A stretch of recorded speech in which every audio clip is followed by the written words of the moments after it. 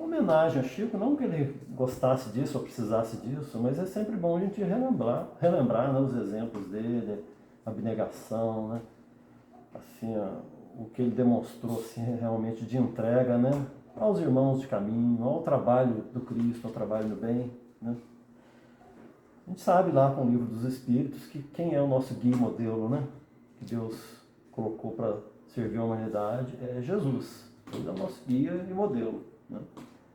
Mas Chico Xavier sempre vai ser uma referência importante, sim, principalmente na atividade espírita, na atividade mediúnica, né, na fraternidade. Então, temos Jesus como guia e modelo, né, mas a gente tem uma referência bem mais próxima da gente, assim, apesar que muito acima, né, que é Chico Xavier, que, relembrando as histórias dele, né, muitas que vocês já conhecem, mas é importante a gente relembrar essa trajetória do Chico, né.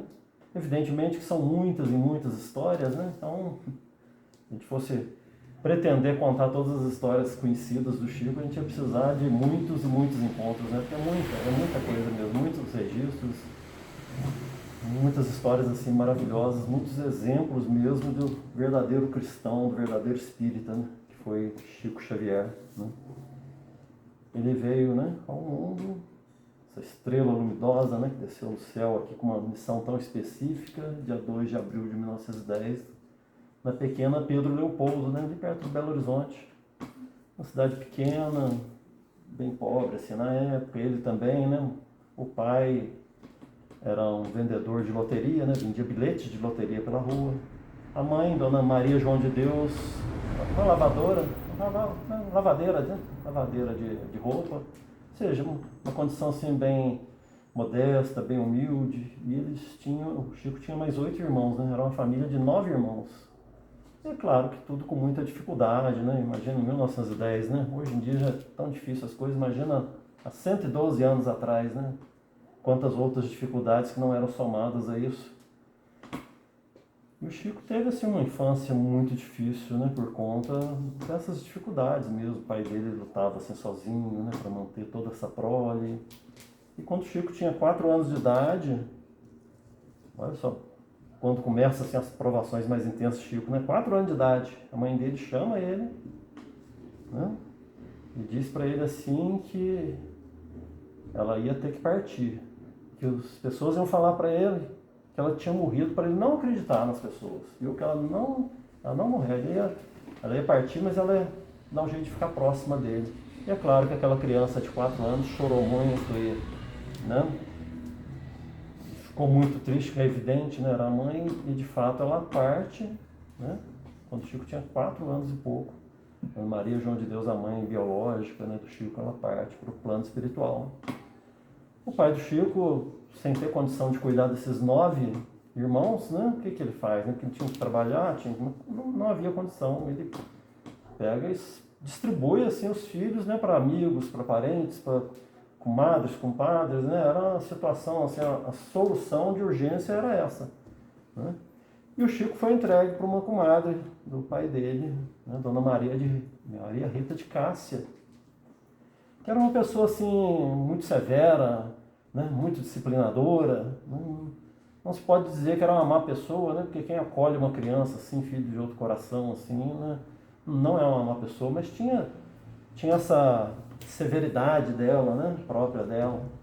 Dona Rita de Cássia tinha já um filho adotivo também, um pouco maior que o Chico, que era o Moacir. E o Chico já manifestava, né, os fenômenos mediúnicos desde muito cedo. Então ele via os espíritos e ele relatava que estava vendo tal pessoa, descrevia as pessoas. E é evidente que no meio que não conhece, não compreende isso, causava muita perturbação.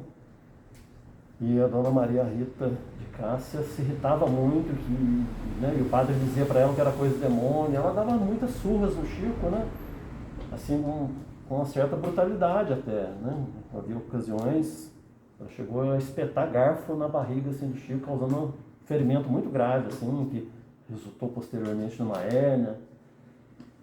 O menino, que era filho da Dona Maria Rita, Moacir, o nome dele, filho adotivo dela, era um pouco maior que o Chico, como nós falamos, né? E era assim, uma criança também ativa, né, vamos dizer assim, colocava sempre o Chico em situações complicadas, né? Às vezes ele fazia xixi na cama, né? E de manhã colocava a culpa no Chico, né? E o Chico não ia entregar o irmão, né? E dava surra, né? E assim foi indo a vida do Chico. Sempre, né? Sempre, olha, 4, 5 anos de idade, uma criança muito pequena, né? Uma época que a gente nem tem lembranças direito da nossa infância, né? O Chico já passava por esses aprendizados rudes, né? Ásperos. Né?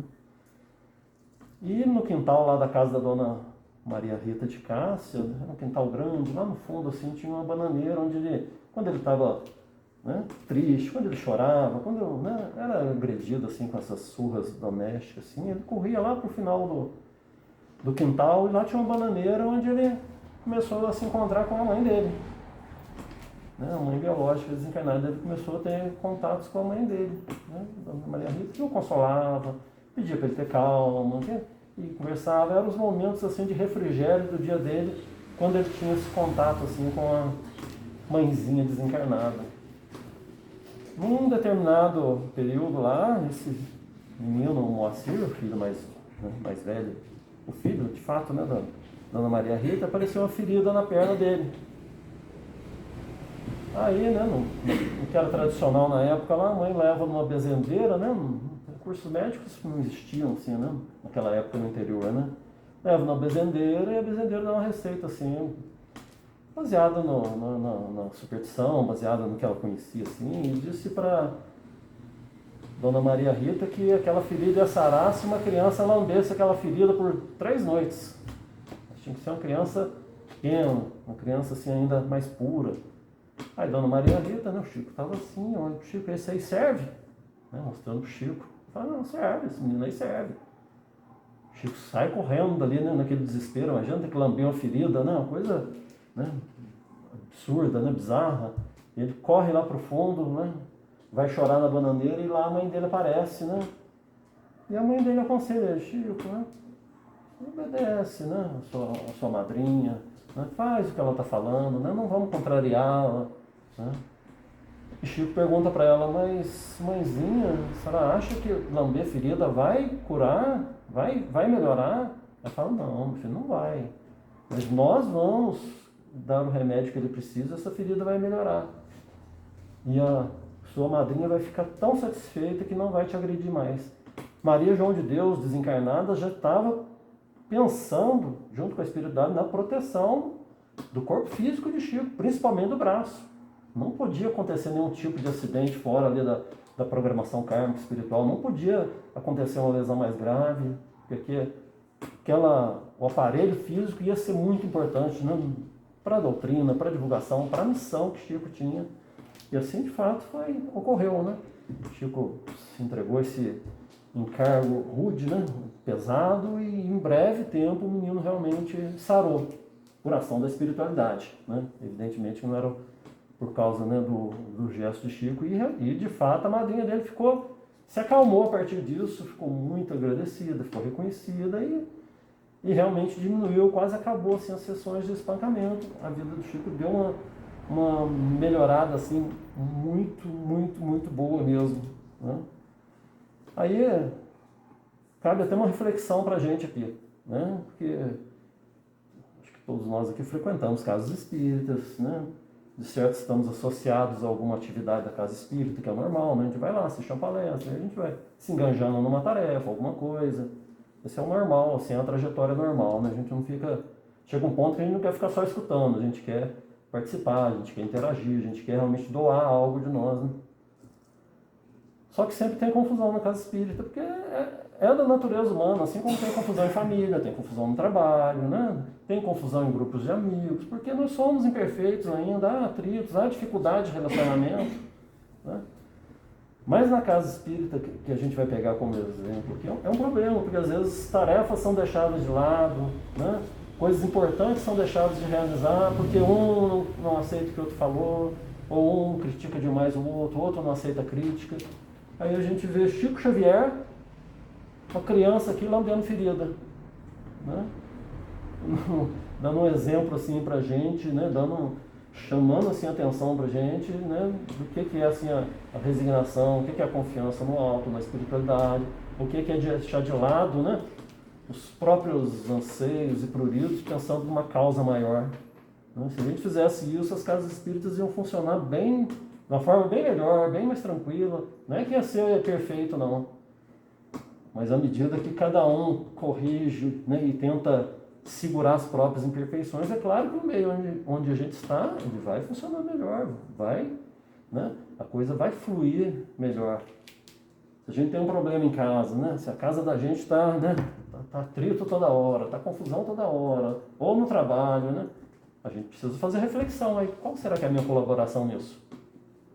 Porque a gente aponta o dedo para alguém, né? Aquele um que causa isso, aquele outro que é insuportável, aquele outro que é aquilo, mas e o que eu posso fazer e não faço? Às vezes em silêncio, às vezes em renúncia, às vezes, né, incompreensão, intolerância, né, às vezes aceitando até uma carga maior de sacrifício, mas né, beneficiando todo aquele meio ali. Então a vida toda de Chico é esse, né, são lições para nós assim. Quando a gente reclama às vezes de uma coisinha, estava lá Chico lambendo ferida, né, sendo assim, vamos dizer, obediente, né, às circunstâncias, né, necessárias na caminhada dele. Muito cedo, né, por sugestão até do padre, né, porque Chico ia conversar muito com o padre, aqueles fenômenos acontecendo, via as pessoas, conversava, era muita coisa o tempo inteiro. Chico ficava o tempo inteiro assim, né, entre os dois mundos, né. Ele conversava com o padre, né, né, claro, né, naquela, né, pelo entendimento lá da doutrina deles, explicava que era coisa do demônio, que ele tinha que rezar Ave Maria. Chico chegava a rezar 1000 Ave Marias por dia, como penitência, né? Era criança ainda, ele era obrigado a carregar uma pedra pesada assim durante procissões assim pelas ruas de Pedro Leopoldo, tudo tentando assim mecanismos para ele se ver livre assim desses demônios, dessas influências malignas que eles consideravam, né? Mas só que foi esse padre mesmo que dava essa interpretação, né, dentro do que ele conhecia ali, que conversando com o pai de Chico, com os familiares, eles estavam querendo internar o Chico numa casa psiquiátrica. Aí o próprio padre aconselha Chico a arrumar um emprego. Chico já era um homenzinho assim, 12, 13 anos, assim, arrumar um emprego, né? E tinha uma tecelagem que foi instalada lá em Pedro Leopoldo há pouco tempo. Naquela época, né, trabalho infantil era coisa absolutamente normal, né? E Chico foi bem jovenzinho trabalhar lá. E mais uma vez ele foi preservado, né, dessas circunstâncias, assim, até ele ter uma autonomia de poder seguir adiante. E nessa tecelagem que ele trabalhou um tempo bom, respirando, né, aquele ambiente poluído, né, daqueles fiapos, né, de algodão, aquela coisa toda, ele adquiriu um problema no pulmão que o acompanhou a vida inteira por conta desse trabalho na tecelagem, mas que foi muito importante para ele. Foi mais uma proteção, né, à tarefa que viria ainda. Certa vez, né, nos passaram os anos, o pai dele acabou conhecendo a dona Cidália, né, e pretendiam se unir, né, casar, morar juntos, né. Essa dona Cidália, um espírito realmente de ordem superior, uma pessoa iluminada. Tanto que a condição que ela colocou para o pai do Chico, a condição para eles ficarem juntos, sabe qual foi? Porque ele reunisse todos os filhos dele de novo, para ela cuidar. E assim foi feito. A partir do momento que chega a dona Cidália, os 9 irmãos são reunidos novamente e é formada, né, essa nova família. E quando dona Cidália encontra com o Chico, pergunta para o Chico assim, a primeira vez, você sabe, meu filho, quem eu sou? O Chico fala para ela assim, sei. Você é o anjo bom que a minha mãe falou que vinha cuidar de mim. Né? E de fato estava ali. O amparo, né, da espiritualidade, da mãezinha querida, sempre promovendo esses ajustes, promovendo essas circunstâncias que a favorecem. Isso acontece com o Chico, isso acontece com a gente também, o tempo inteiro. O tempo inteiro tem circunstâncias, tem mecanismos espirituais, tem ação da espiritualidade, sabe? Conformando situações no nosso auxílio. O problema é que às vezes não, invariavelmente a gente se fixa muito na dor, no problema, né? Naquilo que está difícil, que está incomodando, né? A gente não tem a paciência, às vezes, para Às vezes o que precisa, sabe o que é? É o tempo passar. Tem situações que precisa o tempo passar. Eu faço o meu melhor, eu faço aquilo que está ao meu alcance. A situação não se modifica, mas é preciso o concurso do tempo. É preciso confiança em Deus, na espiritualidade. E as circunstâncias vão modificar sim, vão melhorar. Né? Se eu estou passando por, vamos supor que seja uma dificuldade, a dificuldade tem uma razão de ser na minha vida, na minha caminhada. E assim que eu aferir ali o valor, o aprendizado daquela circunstância, ela vai deixar de acontecer. E circunstâncias melhores, né, que vão fluir melhor, vão acontecer, vão aparecer no nosso caminho. As coisas vão se renovar.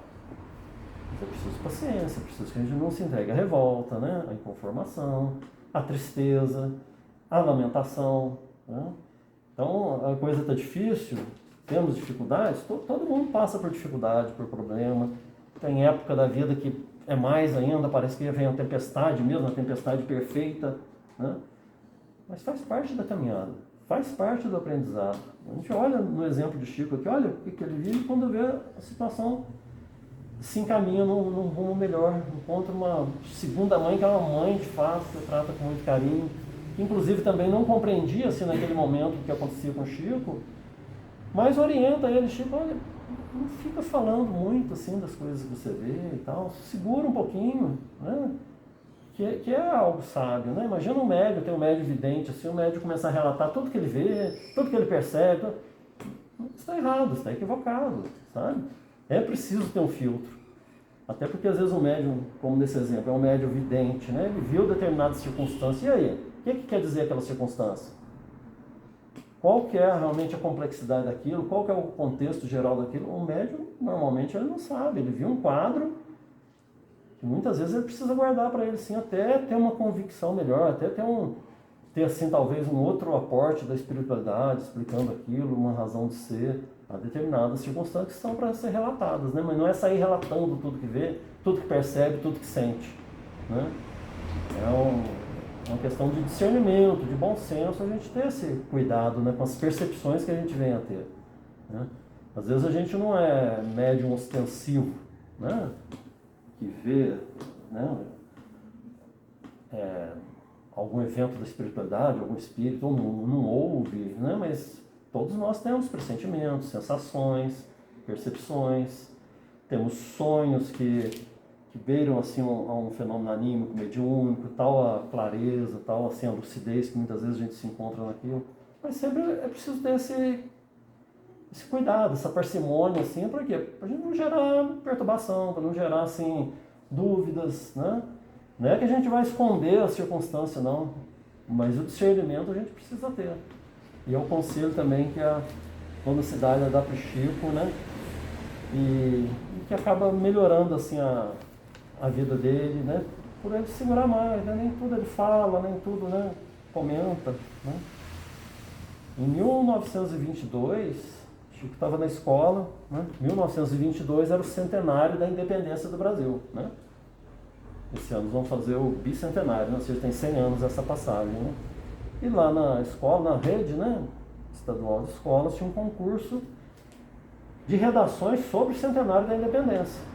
Aí todas as crianças, todos iam participar do concurso, né, do estado inteiro. Né? Então todas as crianças iam fazer redação sobre isso e concorriam a um prêmio simbólico. Né? E quando o Chico foi fazer redação, junto com a turma, tinha um homem do lado dele, querendo ditar a redação para ele. Ele vai até o professor e relata isso, tio, né? Um homem querendo, né, falar para mim o que é para eu escrever. A professora, como já conhecia, já sabia das esquisitices, né, entre aspas, de Chico, né? Esses fenômenos que aconteciam com ele, falou, não, vai lá então, escreve o que ele está falando então, pode ir lá, para dar sossego, não. Chico vai lá e faz, o que acontece, ele ganha um concurso estadual com essa redação. Né? Só que ele ganha, né, a redação que ele faz ganha, e aquilo chama muita atenção para ele, todo mundo começa a duvidar dele, não, isso aí está errado, isso aí você colou, você usou algum artifício, alguma artimanha, né? Inclusive com a própria professora, os colegas, né, quando veio o resultado, aí desafiaram o Chico, não, vai lá então, vai lá no quadro que você vai escrever, vamos ver se é você mesmo que escreve, né? Você vai escrever lá sobre um tema qualquer. Aí né, a professora, Dona Rosélia, se eu não me engano, falou, vai lá, Chico, então, aí escolheu uma menina lá, falou assim, dá um tema aí, dá um tema pro Chico falar. Uma coisa assim bem aleatória, né? E a menina, como o pai dela estava fazendo obra em casa, né? Aí tinha areia lá, ela falou pro Chico assim, areia. Fala sobre areia. Né? Aí Chico vai lá e escreve no quadro, né? Um amparo, né, do amigo espiritual ali, ele escreve: ó, nunca se escarneça da criação, até um pequenino grão de areia é um sol refletindo a grandeza de Deus em seus reflexos. Aí realmente todo mundo percebeu o alcance daquilo que acontecia com Chico Xavier, né? Imagina, hoje em dia a gente imaginar, escreve sobre a areia, ia dar um branco na gente, né? Os espíritos elevados, né, conseguem extrair assim e passaram para o Chico. Foram muitos, né? Muitos eventos, assim, muitos fenômenos que foram acontecendo durante a vida do Chico, que foi riquíssima nesse aspecto, né? Nós já falamos aqui, Chico não vivia assim como a gente, né? Aqui no plano físico, ele vivia entre dois mundos o tempo inteiro. O tempo inteiro. Era uma mediunidade assim, num grau de ostensividade assim, que nós estamos muito longe ainda. Talvez quando o planeta mudar de categoria, for um mundo de regeneração, talvez seja mais comum esse tipo de mediunidade, né? Mas isso realmente a Terra precisa se melhorar, né? Por consequência, a humanidade encarnada e desencarnada melhorar também, aí esse tipo de mediunidade vai ser mais comum, vai ser mais habitual. Na Chico, adolescente já assim, acontece um problema muito sério na família. Uma irmã dele, ficar de olho no tempo aqui, uma irmã dele adoece gravemente, assim, de problemas psiquiátricos. Era um processo obsessivo, muito, muito grave, assim. Tentaram os recursos da época lá, não deu jeito, né? O pai do Chico ficou sabendo que na cidade vizinha tinha um casal espírita, né? Casal Perácio, né? E pede ajuda deles. E o pai do Chico leva o Chico, né? O Chico vai junto, leva essa irmã, vão lá, fazem uma reunião mediúnica, isso em 1927. Faz essa reunião mediúnica de atendimento, né? Aquele processo obsessivo da irmã de Chico, que com atendimento, com o passar do tempo, pouco a pouco foi melhorando, resolveu o problema obsessivo. Mas naquele primeiro reunião mediúnica, depois desse atendimento ali, da desobsessão, Dona Carmen Perácio, né, provavelmente, certamente intuída pela espiritualidade, pergunta para Chico: Chico, você já psicografou? Chico falou: não, nem sei o que é isso. Né? Aí ela dá um lápis na mão do Chico, folha, e Chico psicografa ali pela primeira vez 17 páginas, 17 laudas. Né? E depois eles leem a mensagem, que na mensagem assina espírito amigo. Mas que as pessoas mais próximas de Chico dizem que Chico revelou que era a mãe dele mesmo que tinha escrito aquela carta, mandado aquela mensagem pela psicografia. Né? E naquela carta falava para Chico: olha, você nunca deixe, né, você estude, leia esses dois livros, era o Evangelho segundo o Espiritismo, né, e o Livro dos Espíritos que estava lá. Falou: esses vão ser seus companheiros, vão ser o que vão te dar a força, dar o amparo que você precisa. Né? Já lá falando, né, da disciplina, do esforço que Chico ia precisar fazer. Né? Porque não basta ter a faculdade mediúnica, tem que ter o entendimento, tem que ter o conhecimento. Né? A gente na doutrina espírita precisa saber o que está fazendo, precisa saber. Né? Temos recursos para isso, temos informações espirituais, nós precisamos ir atrás, precisamos compreender. Vamos pegar o exemplo do passe. Né? A pessoa vai dar passe. A gente já tem alguns anos assim na doutrina, a gente já viu muito isso. A pessoa acha que o passe é o quê? Ah não, o negócio passe é amor. É claro que a condição assim, de você querer ajudar o próximo, isso é preponderante. Mas é evidente também que esse amor que o passista tem vai fazer ele estudar também, compreender melhor o mecanismo ali, para ser um instrumento mais útil à espiritualidade. Né? Então tem que unir as coisas. Kardec nos falou: amai-vos, né? Primeiro mandamento, instruí-vos. Né? O Espírito da Verdade falou para Kardec, né? Amai-vos, o primeiro mandamento, instruí-vos, o segundo mandamento. Uma coisa tem que estar ao lado da outra, né? Então, a mãe de Chico já falando para ele ali na primeira mensagem: tem que estudar bastante mesmo. E no final assim, dessa sessão, a Dona Carmen Perácio, numa visão assim, mediúnica, vê uma chuva de livros caindo em cima do Chico, assim, uma chuva de livros. E relata isso para ele. Só que o Chico ali naquele momento entendeu lírios, né? Uma chuva de lírios. Aí ele até fala assim, nossa, mas eu nem mereço essas flores da espiritualidade. Aí ela corrige ele, não, Chico, não são lírios, são livros chovendo em você. Já dando uma ideia da missão futura que estava vindo ali, né? Chico partiu desse evento, junto com seu irmão, José Xavier, lá em Pedro Leopoldo, funda uma casa espírita, né? Um pequeno centro, pequeno, né? Núcleo, que é o Centro Espírita Luiz Gonzaga, onde eles começam ali o atendimento fraterno, atendimento de obsessão, divulgação do Evangelho, né?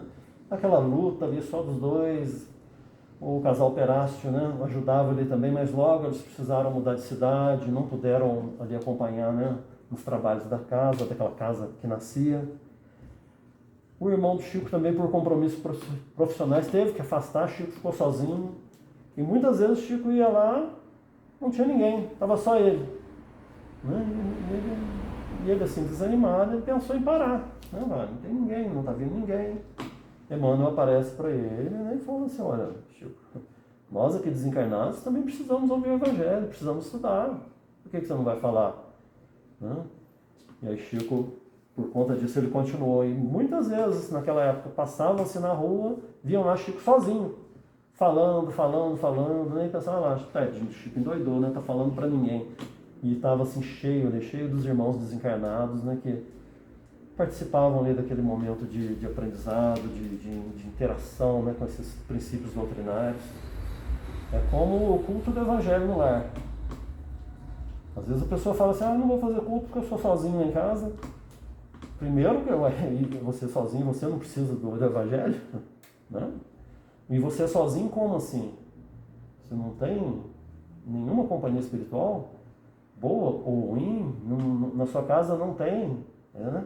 Então a gente faz o culto do Evangelho no lar, né? É uma prática que é saudável espiritualmente, vamos dizer assim, pela gente mesmo, pelo que a gente absorve, pelo que a gente aprende, pelo que a gente, né, vai assimilando ali do Evangelho, da própria doutrina. Mas mesmo que a gente esteja sozinho ali, entre encarnados, você pode ter certeza que tem os irmãos desencarnados que estão ali participando com a gente. Se a gente faz daquele jeito que é certinho, com um dia marcado, hora marcada, você pode ter certeza que vai ter um amparo da espiritualidade. E com a regularidade, com a seriedade que é feita assim, a espiritualidade vai trazer espíritos ali que estão precisando ouvir o Evangelho, que estão, né, que vai ser uma réstia de luz para eles ali, sabe? Mas é muito, muito comum, acaba beneficiando a casa toda, mesmo aqueles que não concordam, que não esposam os mesmos pensamentos, né, sobre religião, sobre doutrina, vai beneficiar a vizinhança, vai beneficiar o quarteirão inteiro. Isso é um trabalho assim, de iluminação, assim, de formiguinha que vai surtindo efeito ao longo do tempo, mesmo que feito sozinho. Não tem problema. Porque sozinho, a gente pode estar sozinho aqui no plano físico, encarnado. Mas grande ilusão da gente achar que a gente está sozinho mesmo, de fato, né? Como Paulo fala, né? Tem sempre uma legião de testemunhas ao nosso lado. Principalmente quando a gente acha que a gente está mais sozinho. Sabe aquele momento, eu estou sozinho, deixa eu fazer aquilo que eu faço quando eu estou sozinho. É um momento que tem uma legião junto com você te observando, né? Então, que a gente possa ser uma influência assim, boa para nós mesmos, porque nós precisamos absorver esse Evangelho, mas para esses irmãos que estão próximos de nós, que são encaminhados, né, no caso do culto do Evangelho, né, para perto de nós. Né? Uma referência nossa que o Chico também falava de sozinho, para quem via, passava na rua e estava sozinho, mas devia certamente estar cheio de espíritos ali naquela casa. Uma vez, em 1997, eu estava começando a doutrina espírita. Aí tem uma casa lá em São Lourenço, uma casa bem pequena, assim, bem pequenininha, o Núcleo Espírita Bezerra de Menezes, né? Fica num lugar afastado, longe. Aí era noite de 24 de dezembro, né? Noite de Natal, aí estava só eu e a dirigente lá. Dona Genilda, não sei se alguém conhece, ela é muito conhecida lá em São Lourenço, no meio espírita, né? Ela fundou lá o Núcleo Espírita Bezerra de Menezes. Aí nós fizemos uma reunião, só eu e ela, não tinha encarnado, não tinha ninguém, né? Aí depois que terminou a fala, né, ela assim, aí ela era uma médium muito, ela está encarnada ainda, é uma médium muito positiva, e ela incorporou um benfeitor que começou a conversar com a gente, e falou, tá certo, vocês não... E falou assim para mim, esse benfeitor falou para mim assim, quando você estiver vendo os espíritos, eu não via nada naquela época, eu não tinha Eu era zero de mediunidade naquela época, 1997, 30 anos. Sabe o que é zero? Você não sentiu um arrepio? Aí ele falou, ó, quando você estiver vendo os espíritos, você vai poder ver numa situação dessa como que está cheia essa sala aqui, todo mundo com o livrinho embaixo da mão e tal. E de fato passou alguns anos ainda até começar a florar uma mediunidade assim mais positiva, mais ostensiva, né? Mas revelado assim numa reunião que estava só eu e a dirigente. A pessoa assim, né, a gente chega lá, estou eu e a dirigente, e fala assim, tá só nós dois aqui, nós vamos fazer uma prece e encerrar, né? A gente teria perdido, né, essa oportunidade de divulgar para aqueles irmãos ali e também desse contato assim mais íntimo com o benfeitor, com uma revelação, não é revelação, né, mas uma informação que para mim foi importante, né? Porque assim, o médium ele tem, não o Chico Xavier, né, mas de uma forma geral, assim, o médium coloca muito em dúvida as próprias comunicações que ele recebe. É assim, não pode ter a confiança excessiva, tem que ter critério, mas não pode colocar muito em dúvida também, né? É algo que tem que ser pesado, tem que ser equilibrado intimamente. Aí o estudo é muito importante para isso, muito importante mesmo.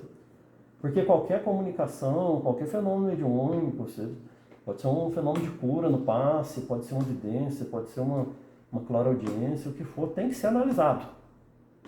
Tem que ser olhado sob a luz da doutrina espírita. Tem que ser. E o médium não pode ter prurido disso, de receber uma psicografia aqui, vamos analisar, e eu já fico achando ruim que vão analisar a psicografia. Não, tem que analisar sim, tem que ver, tem que haver ali uma construção realmente de algo positivo para o futuro, ou alguém nasce pronto, né? Mas é aquilo que nós falamos, é muito difícil lidar com as vaidades, lidar com a fragilidade assim do ser humano, né, no que ele tem assim de egoísmo, de vaidade, de orgulho, né, onde não aceita uma crítica, onde não aceita uma análise, né, está duvidando do meu trabalho, ou às vezes a própria pessoa começa a duvidar. Então, o estudo, novamente, é sumamente importante para a gente, né, poder seguir nessa caminhada, né, da doutrina espírita, principalmente quando a gente for chamado a trabalhos que envolvam mediunidade, né? E não se iluda, tudo envolve mediunidade, ainda que não seja ostensiva. Vamos pegar o exemplo aqui, assim, aleatório, na casa espírita tem alguém que recebe as pessoas que entram. As pessoas que recebem vai conversar com a pessoa, vai dar boa noite, vai encaminhar a pessoa. Se for uma pessoa que nunca chegou na casa, ela vai dar as boas-vindas, vai fazer a pessoa se sentir em casa. Está ocorrendo algum fenômeno mediúnico ali? Ostensivo não. Mas vai saber por que aquela pessoa chegou ali naquele momento, naquela casa. Trazida pela espiritualidade, onde aquele que está recebendo tem que falar a coisa certa. No sentido assim, de ter essa sensibilidade, né? Às vezes a pessoa pode estar a ponto de cometer um desatino. E aquela pessoa que recebe ali vai ter uma atenção melhor, vai ter condição de sentir isso, de perceber isso. Não é um médium ostensivo, mas consegue perceber naquele que chega. Por quê? Todos nós somos médios em algum nível, né? Isso está lá no livro dos médiuns, né? Todo mundo é médium em algum nível, né? Só que convencionou chamar médium, assim, o médium ostensivo é aquele que tem a faculdade também ostensiva, né? Aí nesse sentido nem todos são. Mas entrar em relação com a espiritualidade, todos nós. Então, a gente está dando um trabalho, eu não participo de nenhuma casa espírita, tudo bem. Mas você não visita um enfermo? Você pode ser um médium ali. Você pode, sabe, se colocar na posição de quem ajuda. Mas a pessoa não é espírita, ela nem aceita essas coisas. Daí, você pode chegar ali perto dela, vibrar os melhores, né, pensamentos, né, emitir as melhores irradiações para ela ali, sabe? Não precisa ser um passe específico ali em cima da pessoa para ela estar recebendo, não. É aquela predisposição da gente de auxiliar, de levar algo, de ser útil de alguma maneira, de confiar na espiritualidade. Estamos sendo médiuns, sem ostensividade, né? Esse é o grande legado, assim, né? O grande benefício da doutrina espírita, né? Quando, mais adiante, Chico Xavier teve o contato mais estreito, né, com Emmanuel, que foi o mentor dele, que era disciplinado, que era assim, severo, né, com as questões assim, ligadas à mediunidade, à disciplina assim, do aprendizado ali, né? Emmanuel, que foi, né, a gente leu lá em no livro há 2000 anos, né? Senador Publio Lentulus. Né? Vocês leram lá, né? Foi Emmanuel, né? Emmanuel mesmo coloca isso no prefácio lá. Ele foi aquele senador romano lá. E esse senador romano tinha uma filha, Flávia. No livro lá fala, quem leu vai se lembrar. A filha que estava doente e que por pedido da mãe, né? Esposa do senador, né? Então, Emmanuel, né? A pedido da mãe, Jesus a cura. Quem que era essa filha? Chico Xavier. Era uma reencarnação lá de Chico Xavier. Então, o laço entre Chico e Emmanuel já veio, 2000 anos atrás, está vendo lá pai e filha. Né? E Chico realmente, ele precisava, ele queria nessa encarnação que ele desenvolveu essa missão, assim, um guia que realmente fosse ali seguro, que o mantivesse na linha, e isso de fato acontece. Né? O tempo voa, né? A gente não consegue nem falar um quarto do que a gente planeja, assim. Mas nesse mesmo ano que aconteceu esse evento, que eu falei para vocês, em 97, um mês antes, nós tivemos o pessoal lá daquele núcleo lá em São Lourenço em Trava, nós fomos em Uberaba e pudemos visitar o Chico Xavier, em 1997. Né? Foi 5 anos antes do desencarne do Chico. O Chico já estava assim, bem debilitado e tal, mas recebia as pessoas, né? Foi realmente uma experiência muito, muito marcante, muito importante. Né? Foi eu, essa dona Genilda, o filho dela, Eduardo Osório, né? Que era muito meu amigo, ele desencarnou ano passado de Covid. Né? E o ponto central da viagem lá para Uberaba, dos 4 dias que nós ficamos lá, é claro que era o encontro com o Chico Xavier. Né? Esse era o ponto alto, o ponto máximo. Foi no sábado, aí fomos lá para a Casa da Prece, aquela fila enorme, imensa. Todo mundo só para cumprimentar o Chico depois da reunião, né, como ele sempre fazia, assim. Aí ele sentado assim no sofazinho, com as pessoas ali, né, o pessoal mais próximo amparando, porque ele já estava bem doentinho já nessa época. Né? E ele atendendo todo mundo que se dispôs naquela fila, ele atendia todo mundo. Né?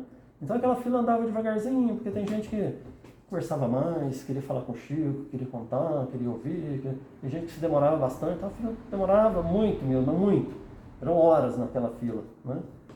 Aí chegando perto do Chico assim, né, a fila andando, a gente chegando, né, perto daquele sofazinho e tal do pessoal, do Chico, aí dá para você começar a perceber os diálogos, né, que são travados ali.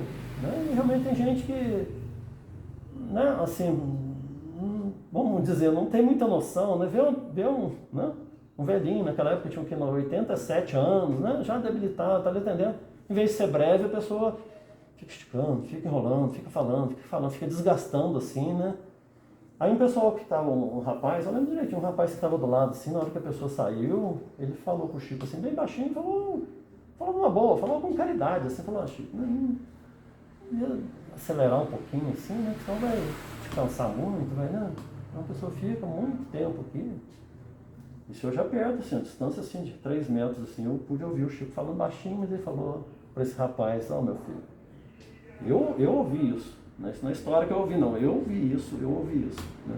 O Chico falou para ele assim, meu filho, a gente tem que tratar muito bem cada um que chega aqui, mas muito bem mesmo, a gente tem que dar atenção, porque nesse momento aqui, a gente está representando Cristo.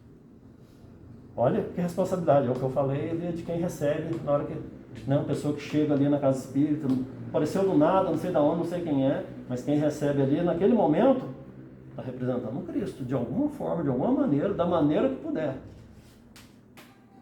Aí foi a lição do Chico para o rapaz, né, que tem que ter calma, tem que ter paciência, tem que ter doação mesmo. É engraçado, porque aconteceu o seguinte, né, eu ouvi perfeitamente essa conversa assim deles ali, né?